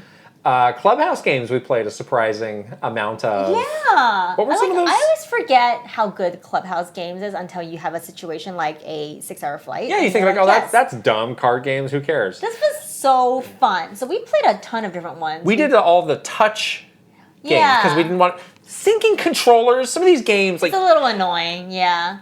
God, we need a Switch 2 so that we can make it easier to sync controllers. Yeah, pressing the tiny little buttons. I pressed it. And then the thing was just blinking away at us. Gosh. Anyways, but we did that thing where you just lay your Switch flat and you can just use the touch screen. We played some just very simple games like air hockey or whatever, which is very easy to play on the touch screen. We played some card games. Some of the card games were totally just brand new ones. They do a good job teaching you how to play them. Yeah. Some of them required absolutely no skill at all and was ridiculous. Like, what was it, the pigtail one? Yeah, I mean, they're just like random, it was like random little games. Yeah. But they were fun. Like, I don't know. Like, this game, I think, is interesting because it just teaches you all these games that you never would play in real life unless you like were from India and you know how to play like. Oh yeah, what was that one? It was like basically. It was like marbles, but with these like chess piece looking kind of, or like checkers piece looking. I guess in real life you're like flicking. It's kind of like billiards, but with these little disc things. Yeah. That like you said, this game originated from India, and you flick it, and you try and get it into the holes. You have to like angle it. And I forget what the name of that was. Yeah. Yeah, that worked really well with the touch controls. Yeah. Yeah, that was really fun. Yeah.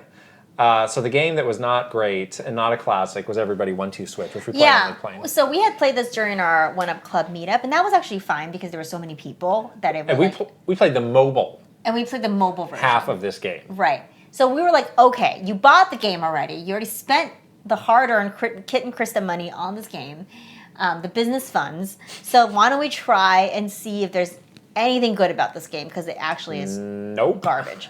And play like the Joy-Con, like the actual whatever. And we did that, and it was god awful. This game is terrible. What is wrong with it? Yeah, some of the games are the same ones that we played with the phones, but they just adapted it for Joy-Con.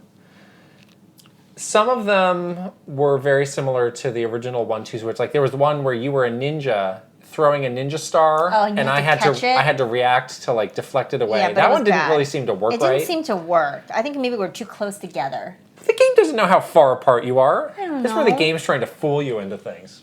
It was bad though. It didn't work. It was bad, yeah. Yeah, I just continue to find and then quiz. That Again, quiz game is so any terrible. question where you need to know left from right, I got it wrong. You're gonna get it wrong. I got it wrong. You don't know left from right. I got it wrong. That quiz game makes you feel so dumb. It's not fun. It's not fun at all. Well, learn left from right if you don't like that feeling. This is left. I feel stupid. Oh, no. I hate this game. The games are lazy and not good. Class action lawsuit? When? Against Nintendo for making you feel dumb for this game. Yes. And then maybe Wii Fit said you were fat. I don't know. It did. I mean, build-up of emotional damage over the years through decades by Nintendo. I've had enough. Who's suing who now? I'm just kidding. I'm the ninja now. Okay, we have to stop because that was bad. We quickly stopped playing that and played the good multiplayer and then the plane games. landed. And then we stopped. And then we stopped. All right. Okay. Wow. Let's get on to news. Yes. It's an interesting story from the Nikkei in Japan, where they're building another headquarter building in Kyoto. So currently there are two. Right. And they're basically across the street from each other. Right. One is the very classic headquarters building, which is decades old. Yes, very old. And there's a new one, which is the development center, which opened just a couple years ago, honestly. Right. So they're building another development center in the same area. 12 stories. 13 stories. Oh, 13 stories. And they had, they're basically delaying it because they need a bit more, they want to make it bigger. And they're sort of saying, like, look at these development trends, these teams are going to get big, we want to be able to accommodate all of the people that we're supposed to put in there. Yeah. So now they're saying it's not going to be ready until 2028. Well, that's a long time from now. I cannot imagine how they crammed everybody into that one building. Back in the day? Like, not that long ago. I know. Like, literally because that second building less than 5 years. That second building's full now. That second building is maxed out. Right. To, like, they're, like, bursting at the seams in that second building. Yeah. There's a quote from Mr. Furukawa here. The development resources required per piece of software are now increasing. We would like to maintain the level of recruitment of the past few years. So Nintendo is expanding, growing. That's good. Yeah, yeah. And certainly they're still doing a lot of outsourcing as well. But, yeah. And they have Nintendo offices outside of Kyoto, too. Like, in Tokyo, they have the AD offices. Right. And whatnot. But yeah, this is like where their main headquarters are in Japan. And yeah, it does feel like, even when we were there years ago, that they've already outgrown it. So They're just going to need to last, hopefully, until 2028, and when this new building opens up to like get a little breathing room, because it is getting pretty crowded in there. Yeah. Yeah. That's amazing. It is amazing. Yeah. I'm sure it's going to be another white box. Yes. So it'll look just like that. We're a few days late on this, but I thought it was still worth talking about some updates from Square Enix financials. Yeah. Because there's a real yo-yo of emotions here. So on this one. When Final Fantasy 16 first came out, they were saying that the game was doing great. Right. I'll just read the quote that literally Square Enix put out. Square Enix considers the initial sales results of Final Fantasy XVI to be extremely strong, and we will continue to carry out a wide range of initiatives to encourage even more people to play the game. Yeah. Okay. Great. Sounds good. Good. Then Square has their financials, and now we're singing a different story, and all of a sudden... it's doom and gloom. The game is disappointing now. How did this happen in like a week's time, is my question. Yeah, so the CEO said... the high end of the company's expectations were not met, the stretch goal. Uh-oh. And the slow adoption of the PS5 was a limiting factor. What? How? How was it? What? I don't know. I mean, this is kind of classic Square Enix. They are. Every game is a massive disappointment to them. It's just like an emotionally like unstable. So I was surprised when they actually said, when they came out and said, like, oh yeah, this is actually fine when you consider the install base. Like, and they were like, yeah, look at the percentage of the install base, and like, that's playing if you compare that to other games on different platforms at different times, that's actually quite good. So they did recently just have that thing with Phil Spencer. I wonder if this is them kind of plotting the steps to eventually bring this game out on other platforms. Especially when they're putting the blame on Sony. That's true. It's like, hey, we have a great game. We held up our side of the bargain. Yeah, you didn't. The reason why it's disappointing is because the adoption of PS5. Right. So, meanwhile, I mean, the PS5 is doing great. So I don't know if they have a leg to stand on there. I don't know exactly. I rolled my eyes a little bit. Again, what is your expectation for the PS5? Right. I don't understand that. But oh no, limiting factor. I mean, we'll never know. I mean, nobody will know the specifics of the deal they have with Sony. True. But and where the exclusivity ends and starts. All of those deals can be adjusted. Oh yeah. Depending on who throws a big enough tantrum. They definitely have clauses in those contracts that are like, if you don't, if some make good, whatever. There's got to be something. You don't even need a clause. You can just be like, I'm Square Enix. I'm throwing a hitsy fit, and you need to let me out of this. Otherwise, I'm going to be mad at you. It's not a good partner. You don't want Square Enix holding a grudge. No. They hold long grudges. They do. They're good at that. They're very good at that. Don't hold a grudge against us. We like you. What does this have to do with us? I don't know. I'm just saying. So that was interesting. They also had this other point about how they are kind of phasing out their development of mid-sized games. What is considered a mid-sized Square Enix game? Well, it's just something... for my I don't know. I mean, remember they had all of those games in that... Remember the Nintendo Direct that was like all just random Square Enix games? Oh, like those Farm Sims? Yeah.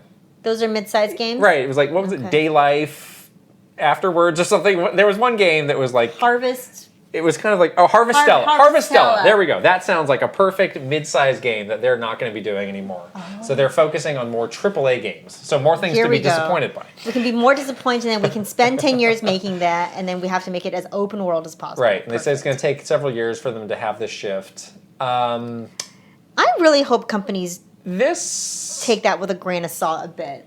I mean, this is what we were talking about with Sony. That's scary. What episode? I can't remember what episode that was, but it's like, it's great if you can pull it off, but it really only takes one major fail to have it be like basically catastrophic. Doom your company. That's the thing. And like you're putting all your eggs into this game that has like a 10 plus year development cycle plus it being extremely expensive. Like, I don't know. I feel like we need more balance, if anything, in the industry for games. So I hope that this doesn't mean like just like this real kind of swing in the other direction. Right. But, the other thing that this doesn't mention is, so you have large size games, mid-size. What about small games? Like, are you going to like find? You're going to start some indie label? Yeah. Is there like some you need something else to? Yeah, you can't like go 10 years and then make Final Fantasy like whatever 17. I don't know, whatever. Right? Like that's going to be right. Unless you just crank them out like they do, and then it's like poor quality and also other problems pop up. So I don't know. I don't know. This seems like something to think through a bit more. I threw this here because we want to talk about this game. Baldur's Gate 3 came out of nowhere for us, at least. It really did. I don't know how this is not on my radar, and I apologize if people are like mad. Well, we talked about it when we went through the games, and we said this is a I was going to skip this game, but now I'm getting a lot of like... Your FOMO is out of control. I have so much FOMO. You texted me, you're like, I'm going to buy it right now. I'm like, what? How? I really want to play this game now. Like, so bad. First of all, I didn't even know you had a gaming PC. You're like, yo, I definitely do. I do. But I just don't want to play games. But anyway, the news story here is... I don't even know why this was a news story, but it is now neck and neck with Tears of the Kingdom for the best Metacritic score of the year. Can you look right now? Because it doesn't matter. Oh, it does matter. But what were we gonna say?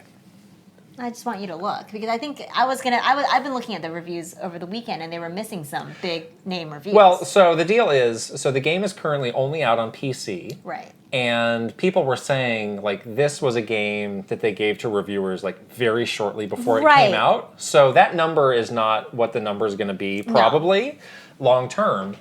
All right, I'll do a quick check here. That's what I wanted you to see. Exactly. That was exactly my point, is that, like, they're missing critical reviews.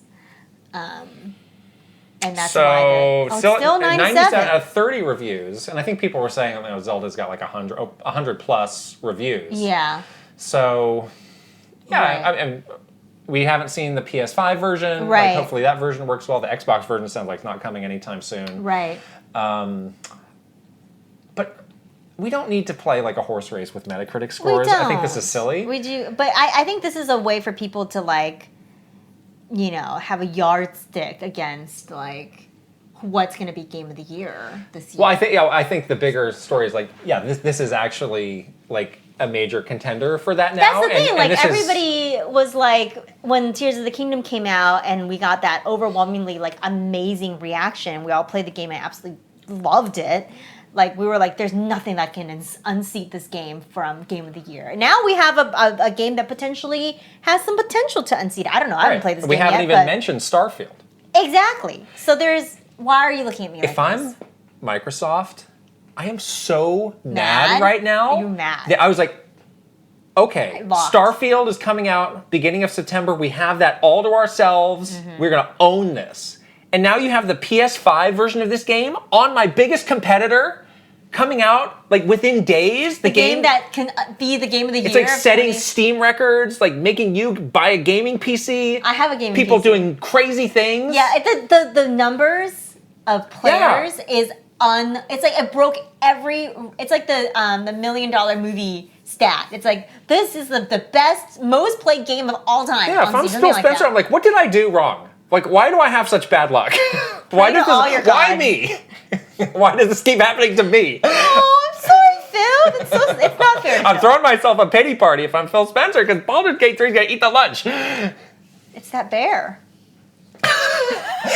When that story came out, like, that was kind of when the trajectory turned upward for this game. It really did. And then it certainly got your attention. It got my attention. I was immediately piqued. And then there was, like, additional content that came out. There's additional content that came out from many other people. All right, we know. We get it. About the customization that I'm really interested in. That's all I'm going to say. We get it. I can't wait to customize. Again, humans are simple creatures. So have you decided what you're going to do with this game? I'm going to wait for it. Because now we need to play this game. We have to play. You're going to wait till when? PS5. September. What about Starfield? You're going to finish 100% this game in 3 days? Well, I have to play Diablo right now. How am I supposed to play this game and play Diablo at the same time? I don't know. I'm just asking. What are you thinking? What are you going to do? I'm asking, what are you thinking? You have a Steam Deck. You can play this game now. So I was very surprised when they came out. People say it's good. Oh, this game is verified for Steam Deck. What a great friend you have that had gotten you a Steam Deck that you could play a game like I was amazed at that. Good job by them for getting that to work. Because they're saying, like, the reason this isn't coming on Xbox is we can't get the split-screen co-op to work on the Series S. Yes. So there's, like, a technical issue. So it's amazing that they got around that on the Steam Deck. People seem to really like the co-op, so I'm going to wait. I'm also going to get the PS5. Yeah. And I think Maybe we can play it together. I think that would be fun for you and I to try that a little bit together. I think so too. But I'm going to wait and see what happens with Starfield, because who knows? Maybe this will be a Bethesda, jank situation. In which case I can wait. Patches. In which case I'll get a month. Yeah. While they patch it. Many patches later. I'm not rooting. I'm not like I never want to root for a game to have these problems, but I'm just taking a wait and see. Okay. It's like I have these games in front of me. I was thinking I would wait till PS5 as well at this point. Yeah. If I don't have, I don't feel like, oh my god, if I don't play Starfield day one, no matter what, I'm a failure. It's like, Oh my goodness, things are getting spicy, guys. It's getting spicy the end of the year.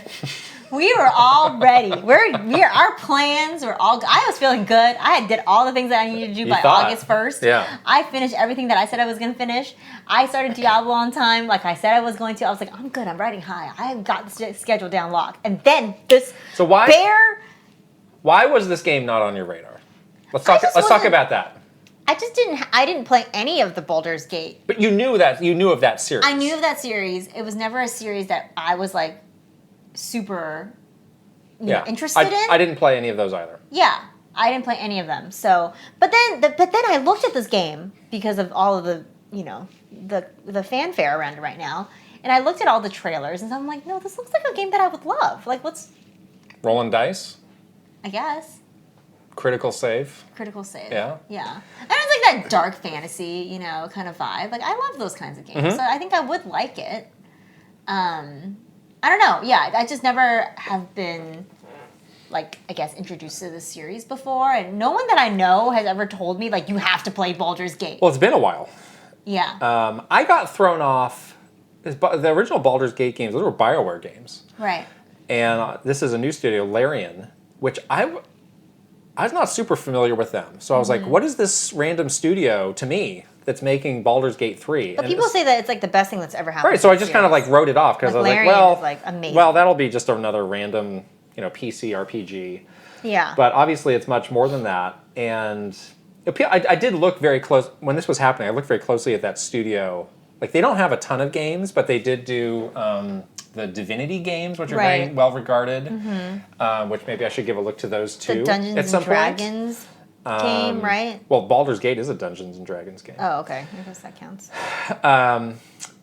It's interesting that this style of game, like this was PC gaming 25 years ago. Mm-hmm. Like this style of extremely open, extremely make your own story, do it your way kind of game was the niche of PC games. Yeah.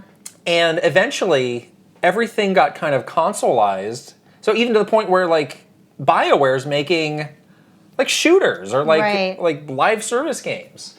So I do like that this went full circle. Back to what and it's like, roots of it being, Hey, people still want that kind of game that's not out there in the way that it was. Like even like the Bethesda games, like the old Fallout games had much more in common with the Baldur's Gate games in terms of like, well, I'm just going to max out my stats and charm and see what happens, that kind of stuff. Yeah, exactly. It kind of reminds me of old like World of Warcraft games too a little bit. Huh? Yeah, I don't know. Like the character customization. Enough about the customization. Okay, I don't know. It's just me. But I think it's good that like the PC now has. I mean, it's only for a month, but like there is this, people going back to the PC for this type of game that had kind of been gone forever. People were thinking. And people seeing like, yes, people want this. Yeah. So again, you wonder like, well, what is the lesson that developers will take away from this? Yeah. I don't know how many copycats of this that we'll see. It's probably really hard to copycat it. Seems like a very challenging game to make. Exactly. It has a very specific like DNA. But at one point, I mean, there's a lot of other PC franchises that kind of were in this ilk that people could go back to. Yeah, that's true. Lastly, had to put this at the end because it's in the rumor bin. Oh, the rumor bin. There were some rumors about Metroid Prime 4 going around.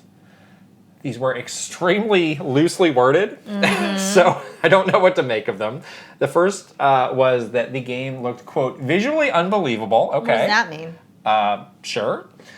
And then the other says that the game will have big, massive areas, but not be open world. Okay. So maybe kind of like a Monster Hunter situation where you have like those zones that you go into and you can like explore the different zones. I mean, it sounds like something a Metroid Prime game to me. Yeah. It was interesting to see people react to this because, again, who was this person again that was saying? I don't. It was like a secondhand kind of anecdote that was getting passed along. It was like, hey, I know a guy who's seen the game, and this is what he said. No, this seems really fishy to me. But some of the reaction to this was like, oh, it's not open. Like, again, not every game needs to be open world. What's the deal with this thing? That is not the only signifier of a good game. Seriously, so let's please off of this? Move off of that. It's annoying. Right. So I mean, this sounds like what I would expect a new Metroid Prime game to be. So it didn't really stand out to me at all. But yeah, it got people talking. I'm annoyed by this already. You don't care. Move on. All right, we'll move on. We'll move on to the questions. First question is from VGM Life. We get all of our questions from our Patreon subscribers. Hi, Kit and Krysta. In the modern era, does a significantly later release date in North America versus other regions influence your perception of a game? My excitement for Persona 5 was significantly dampened by the 7-month difference between the release date in Japan versus the rest of the world. Do you care at all that you're playing old news, or if it's new to you, that's all that matters? I really am surprised in this day and age of our connected global world that things are still like this and don't release globally.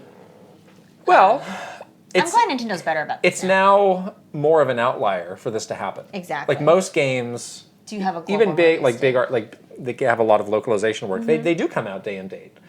So it is a good step that has been made, and Nintendo's eliminated this problem entirely. Yeah, but they used to do that, and it was really annoying. It was tough. It was very tough. Yeah.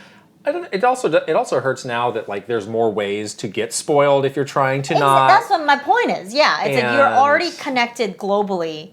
It doesn't matter where you're living; you're going to get the information at the same time as somebody else. Right, but when this was happening like 15 years ago, it was like, all right, well, I can just sort of. Black out a little bit. It's like, how am I going to know it's out in Japan? I'm not going to see it. Yeah, you're not going to read that issue of, right, nobody's Nintendo streaming. Power. Nobody's streaming the game. Right. I come across that. Yeah. So, I think this is great, and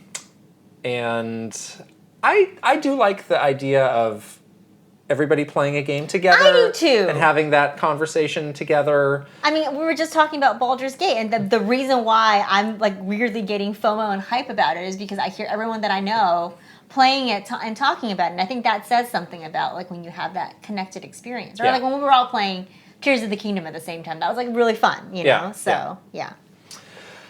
All right, next is from Ale Alejandro, and I think this is a question mostly for you.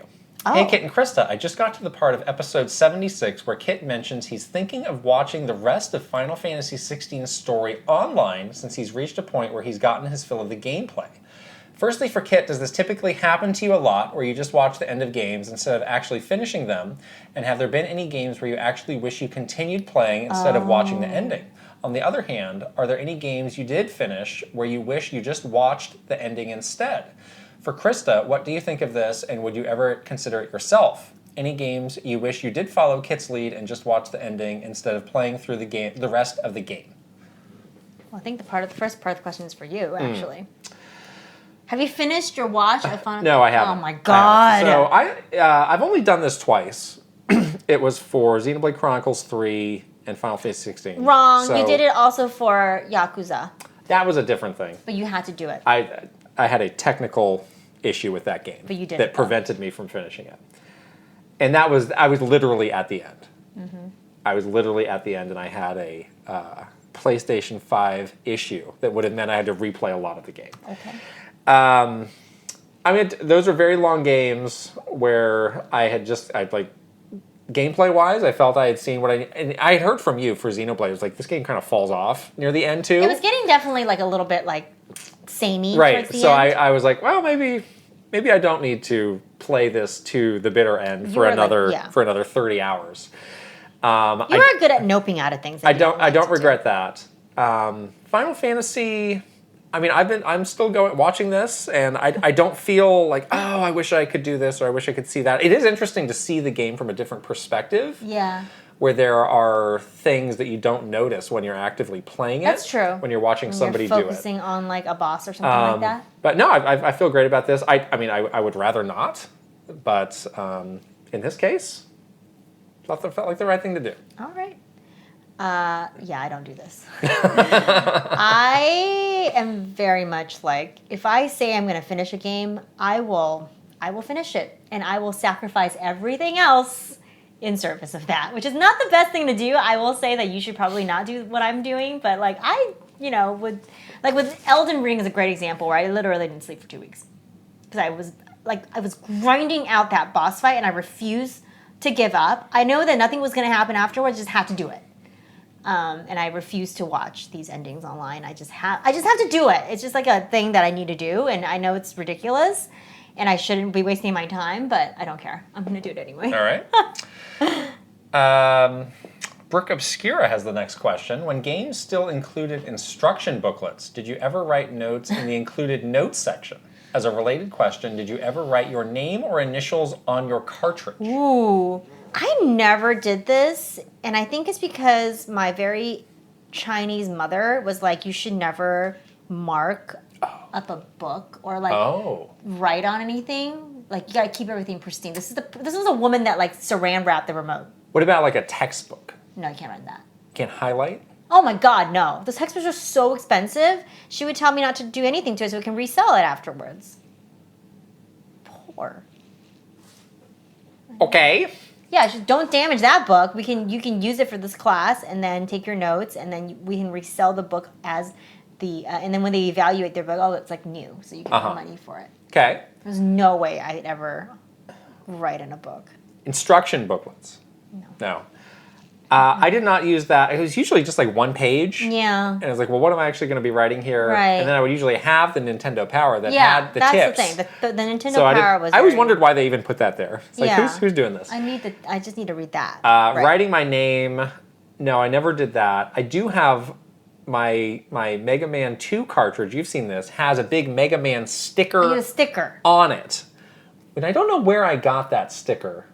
That maybe they included it in the box or something. Yeah, and which you put the sticker ordinarily I would have been upset that I did that because it's kind of covering up the label. But it's like, well, this is my copy. I'll have this forever, so it makes it a little bit unique. But as far as writing my name, no, I'd never did that. Captain Alex himself's next. Kit, on the episode with producer Stephanie, she mentioned that all your coworkers were confused about how you acted on camera versus off. Though I've come out of my shell quite a bit now, I was definitely more reserved and quiet growing up, which led some people to misjudge me as snobby or cocky, as opposed to the reality, which was actually extreme shyness and introversion.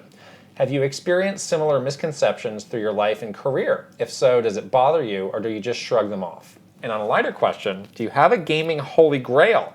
And if so, what is it? It doesn't have to be expensive, just something you've always wanted, still may want, just never were able to find it or had the means to buy it. Mine is a Virtual Boy, despite knowing how terrible it may be. It's something that has always fascinated me, and I'd love to own one. Oh, man. If I only knew Captain Alice, I would have stolen the one from the Nintendo office and given it to you. We had one in the office. So this absolutely happened to me, and has happened to me throughout my life, where a lot of people will think, like, I'm, trying to give them the cold shoulder, or think that I'm better than them, or something like that, when it's like, he nails it. It's like, I'm shy, or don't feel comfortable in a social situation, or don't, something like that. I'm sure you probably have noted this as well. I never thought that you were snobby or cocky. You have said other people have had that reaction. Yes, very much. Of you, which I think is it's like shocking to me to hear that, because I never got that impression. I always just thought that you were, I definitely knew that in the beginning you were definitely like shy and a little bit introverted, but I never thought that was because you were. I mean, I guess I just never got the impression that you were like snobby or something like that. That didn't come across to me. But yeah, I think people at the Nintendo office oftentimes would like come to me and ask me, like a lot of your direct reports would come to me and be like, what is he really thinking? Because I can't tell. And I think it's because... Well, it's better that they don't know that. Oh. I think you're an idiot. You're going to get fired tomorrow. That's why you don't know. No, that's not the case at all. But like, I think it's because you're very calm in the workplace. You have a very calm exterior. And even when someone brings you like, you know, something that's happened or like a problem, like I always did that a lot when I'm like, oh my God, something horrible happened, listen. And you're just like, okay, sounds good. Don't worry, we're going to figure it out. But like, you know, you kind of want someone to also panic with you, even though it's good that they're not panicking with you because you're literally panicking. But I think people just take that as like, oh, he's actually like really, really mad and he's just keeping it all inside, you know? But I never got a sense that, you know, people thought you were snobby or something like that. I certainly didn't think that. The deck is stacked against introverts in life, unfortunately. We can make these sort of things of perception very hard. You know, there's so much, again, like the chatter in the office is nonstop. And I never wanted to be like involved in that for so much dumb thing to get around where it's like, oh my gosh, I told this to Kit and he freaked out. And that becomes like some big like talking point. It's like, yeah, I'll just give you the stone face because you don't need to know what I'm thinking. We'll fix the problem and we'll just move on. And you don't need to know. I don't need to wear my emotions on my sleeve because those are the people who get talked about all the time. It's like, I don't need that. I did that. I don't want that. What? Wore my emotions on my sleeve. No one talked about me. I don't know that. You don't know that. Uh-oh. I certainly wasn't talking to them, so I wouldn't know. Uh-oh. Producer Stephanie would know. I once got talked to by my boss, or he was like, you know, there's somebody in the office who's really like a little worried that like you're not very friendly with them when you cross their path in the hallway. Really? Yes. But who is this? And it was somebody who was like relatively high up.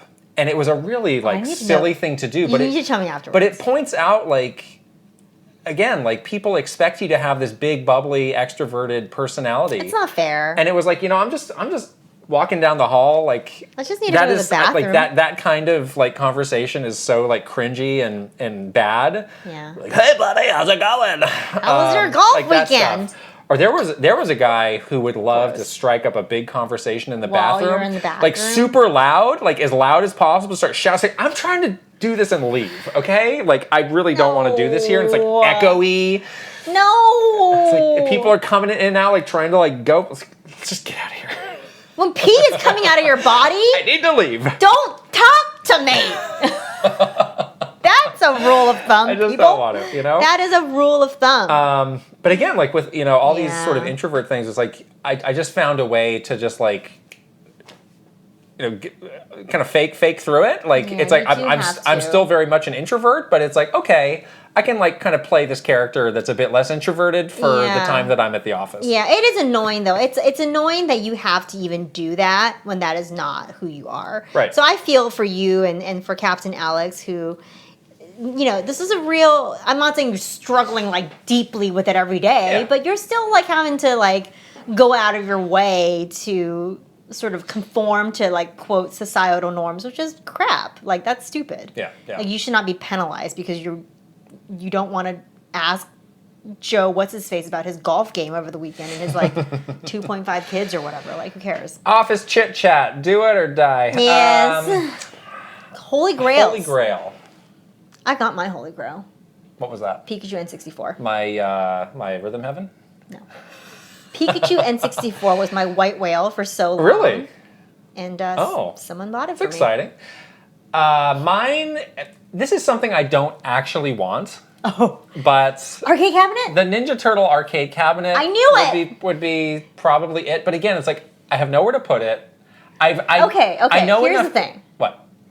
When we continue to grow this beautiful empire and we move into like an amazing office space that's not my mom's spare bedroom, like we could get moved to the office. So how cute would that be? I know some people who are into arcade machines, and it sounds like such a curse to like maintain these things, transport these things. Well, just ship it to the office and leave it there. Do the upkeep. I don't think we should. I think it's a bad idea. Just to have. It'll be fun. Even like those, like the arcade 1-up. Yeah, like those look like really good like replicas. Ones. I don't want that either. So it's like it's definitely a double-edged sword where it's like it's cool, that is my holy grail, but I really don't want it. Oh. Okay. But I wanted to get it for you. Well, now you know. All right. Ninja 11 is next. Hi, Kit and Krysta. You've often mentioned how brainstormed marketing ideas will get absolutely destroyed for no good reason. Ouch. This is a good question. How would they destroy this hypothetical marketing idea Nintendo could use for a Pikmin game? So he's going to give us a hypothetical. Oh, and we have to play Ninja's going to give us executives? a hypothetical, and we're going to tear it to pieces. Oh, no. Rent out a park for filming. You hide 100 Pikmin figurines around the park. Next, have a few of your trusted Nintendo content creators come by. No. Their task is to gather as many Pikmin as possible before sunset, aka a set amount of time. Whomever collects the most or fastest in the event of a tie wins. This gets uploaded to YouTube. Easy marketing. How would they destroy such an easy and effective idea? Or how would such an idea go about being brought up throughout the chain of command? Thank you for your insight. Yeah, this is a great exercise. This is really what fun. would used to happen. This is exactly how an idea for a game launch would come to fruition, is that you would like basically write it up like you did right now in this question, in this like marketing like deck, like presentation, and you would basically lay out the tenets of the idea, which you do very well here. And there's some other things that you have to include, like what is the the metric and blah blah blah. But yeah, generally this is how these ideas would come to life, right? But how they would destroy this idea, which they would absolutely destroy, is I think they probably would nail us on two things. One is like the ease of renting out a public space for filming. So filming anything under like your brand is like a huge problem, because you have to like blur out every single thing that's not Nintendo related. So if you're in a big open space like a park, there could be like a car that drives by that's like a Honda. Can't have that happen. There could be people walking by in the park wearing Nike shirts. Can't have that happen. There could be like all sorts of filming permits that you need to get, and all sorts of legal things that you're dealing with in an uncontrolled like outdoor environment like that. That in and of itself would eliminate, the feasibility of the idea. So that's that, or it becomes very expensive. Or they basically make you do it inside in a controlled environment. But the legal part of any idea is always like the killer, because that becomes like... Can't argue with that. You can't argue with it, and they'll nitpick you to death until you like... Have you checked with legal? Have you checked with legal? Have you checked with like the content creation team that does all the filming? That was always the most... It's like... You're presenting like a kernel of an idea, and it's like, have you done the checking with these 19,000 teams? Yes. As if you were actually going to do it? Yeah, it's like, what do you like the idea? Yeah, if you like it, let's start with that. Let's check with legal. Right, we'll find a way to make it work. Is it feasible at all? Have if you you like checked with the legal? concept. Have you checked? Right. The other thing that always we get nailed on, especially for like this kind of marketing, which is like the communications part, is like, how would this drive the sales? How would this tie? It's an impossible question. It's impossible. It's an impossible question to answer. There is nothing that the company does. I should say maybe there are some that you can actually link to an eShop sale where it's like, this sold me this many copies. Right. You don't know. You don't know. But it's the final card to be played. It's the final card to be played. It's the final nail in your coffin. It totally is. Say. But like, because this is an idea that's all about like content capturing and inviting YouTubers or content creators to come make something, and then post it to their channels. It's an awareness play, which is it's good that it's awareness, because that was our job. But no one actually thought that was your job. Your job was actually to sell games. So I think the feedback that we would get a lot is like, well, how do you know that 100,000 views on YouTube equals 100,000 sales? Right. It's like, well, you don't know. You don't. Right. Especially when this is something that would be a little bit expensive. Yeah. So it's like, again, how are you proving the ROI for this? The ROI is always the question. Should we spend the money on this, or should we just give it to the advertising team and let them run more ads? Exactly. How can you argue for your thing being a better use of that money? Exactly. And the advertising team always won. Yeah. Let me tell you, that 30-second ad with the guy with the family playing the Switch and the Pikmin and the kids' faces, that will always win. Right. Beyond any of these like fun ideas. Right. The other one and this is something that like Treehouse would probably ding you on, is like, is this really accurate to the game experience? Right. Where it's like, well, in Pikmin, you're not just going around collecting Pikmin, but that's all you're doing in this. Like, you get the Pikmin as a means to actually, you know, go on these objectives, you do these battles, you collect this other stuff, you expand. That's true. And you're only showing one of the main mechanics, which is actually not the main thing we're focused on. Right. Fail. And I think the last thing they would say is like, this is a cute like idea, sort of bringing it to real life, but we actually want them to touch the game and hold the game and hold the Switch. So what are you doing? Why are you not doing that and focusing on this like real life experience of like collecting Pikmin, which is not the main mechanic and not what we want people to do. And people to hold the Switch and play the game. So sorry, Ninja 11. Oh, but these are I'm all exhausted for you. These are all things people would say. And I could hear the questions in my head as I presented some of these ideas that were zany and fun. So this is how you result in your marketing plan being, well, we'll do a media preview and an advertisement. We'll do a media preview, and then we'll post this game is available now on Twitter. And that's there you go. Last question is for, we have a new name! Evolution of this name, the Disciple of the Poopy Chair. Wait, if you're a disciple of the okay, yeah, I get it now. First it was .001 Poopy Chair Stan. Now it's the Disciple of the Poopy Chair. I see. Okay, great. Were you in charge of writing up content for the promotional emails sent to those who are subscribed to the mailing list?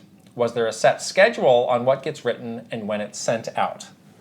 We were not in charge of writing up that content, but we worked with that team. It is the online team, the digital marketing team, as we called it. But they had like email marketing. Yeah. Like a couple people doing it. They did, yeah. And basically what happens with like all written material at Nintendo is like the Treehouse people actually make this like little game, all about the game guide. And it has like all this info in there about like what this game is and how we should describe certain things, and like a little glossary of like names and all your key info. And then every team, you know, our team, the comms team, the digital, the email marketing team, all those teams, we all just take that same document and just like slice and dice that information and copy and paste the exact words. That's all safe to use, already approved, accurate to the game. That's how you ensure that everybody is talking about the game in the exact same way. You don't want to be the person that's like, this is an action platforming game when it's actually like an action something else game, you know? So you don't want that confusion. So we would all just be working off that same thing. But yeah, they had on that digital team, they were doing like they worked on email marketing. They had a team that worked on all the stuff for like the news page for Switch. They have like all of the digital ads. They worked with the advertising team on that. So yeah, that was a whole contained part of the marketing wheel, as they say. Was there a set schedule? Well, they definitely kept a schedule. I don't know if they were on like, well, every Tuesday we'll do something. Yeah. They definitely were sensitive to like, well, we don't want to spam people or overload them, which was good. And then they would have like a section in our launch marketing plans for stuff. So like we were launching Tears of the Kingdom, it'd be like, you know, the marketing plan would have like communications, which was like our team, and then like advertising, and then like the digital marketing team, which would have this stuff. So we'd all know like what all when they would want to do something, people are doing stuff. What the message would generally be about. Yeah, exactly. Yeah. It sounds really boring when you say it like that, but that's how it works. Yeah. There you have it. Those are the questions. All right. Time to shout out our beautiful, wonderful superstars. Let's do it. Here we go. Aaron Hash. Ben Eichhorn. Maru Mayhem. Eigenverse. Kiss My Flapjack. Mike Chin. Mr. Rogers. Roy Eschke. Switching It Up _ Safazon. The Shark Among Men. VGM Life. Link, the Hero of Winds. Angela Bycroft and her pig Molly. Turbocharge Nerd. Thomas O'Rourke. Kyle LaBeouf. Christopher Lara. Simon. Frederick Ulf Conradson. Andrew Uhas. And Chili. Woohoo! We had some superstar birthdays that we were celebrating over the past couple weeks. There's always a birthday happening. Yeah, birthdays are big on the Kit and Krysta Discord. We do a lot of birthday celebrations there. Right. But yes, we had 2 superstars that had birthdays. Seemed like they were all in very high spirits, and there was a lot of cake being consumed, and that is a good time. Okay, One Up Club graduation service. Here we go. Aaron Burgundy. Adam and Ansley. Ale Alejandro. Alexandra Pratt. Astrodev. Bad Moon Horizon. Ben GB. Bookem Dano. Brad SF56. Brooke Obscura. Brookie Kazooie. Brewstash. Shelly Squirrel. Christopher Lay. Captain Alex. Crimcat. C Roper 17. Daniel Cold. Dachshund. Dolce. Dino Punch. Elite Peach. Sparts 50. Fart Priest 69. Furbound. Fernie and Jess Forever. Fox Deploy. Fred Rossi. Garrett Holfish. Garth the Wolf. Guardtooth. G-Sun 101. Heroic. Ian Shea. Iris Marin. J. Rando. Jabroni Jones. Jeffrey Hernandez. Jerry 92602. Jesse Hernandez. John Responte. Jonathan Rowe. Jordan Collette. Jordan Hemmerly. Joseph DeHaze. Joshua Clements. Juji Fruit. Just Camtro. Justin Lemminger. Cairo Trigger. Kawa 2796. Keith Kwan. Kelp Shake. Kevin Delane. Kilo Kibo. Krisu. Christopia Party With Me. Kyle Gamer Barry Rookie. Kyle Kretzer. Kyler Nelson. Linnell Stickman. Lennis Sullivan. Lit. Luminous. Mad Dog 5981. Magnificent EZG plus Calimari. Marky Man 64. Mecha Dragon 101. Megan. Michael Cravens. Mikey. Motomania. Mr. Andy Pond. Mr. Beans and Dip. MSN Poke Gamer. My Tran. Nasir. Nathan Burkhart. Nick E. Ninja 11. Panda Buns. Pangy. Paul C. Pace. Paul Gale Network. Prime Factor. Prince Charmless. Raver. Rain Tech. Renee Rivers. Ryath 1. RJ Kern. Rob Osborne. Rocks. Rianetta. Sam Nealon. Sharif Jackson. Shinryu. Slowbro. Silly Ferret. SJ Sharky 777. Snozzle. Spicy Munchkin. Steel Citron. Tales of Link. Tarot Storm. Thomas Alvarez. Three Rivers. Topher Schmofer. Travis Torline. Tugs Puppy Bear. Tuskoob. Tyler Geis. Zez. Video Game Stupid. Viridian. Virtual Bot. Weeb Kingdom. Wicked Davy. Will Johnson. Zootiver. Zelgaroth. Zapati. And Zroid. There's balance in the universe when I get to say Pangy And you I get to say where'd it go? Snozzle. Snozzle. Snozzle. Snozzle. Oh, I'm glad Jesse and Jeffrey Hernandez are still a name Somebody in between them. We gotta keep them separated, those two. Those two are too much together. All right, we made it to the end of a wonderful, beautiful podcast. We hope that you enjoyed it. Don't forget to join us on Patreon. We're patreon.com/Kit and Krysta. If you're watching on video on YouTube, you can go ahead and subscribe to this episode. Give it a thumbs up and also leave us a comment. And if you are listening on audio, you can also subscribe, give us a 5-star rating, and leave a written review, please. Yay! And we're still on the socials. We're on Twitter, Instagram, TikTok, Facebook, YouTube, and Threads.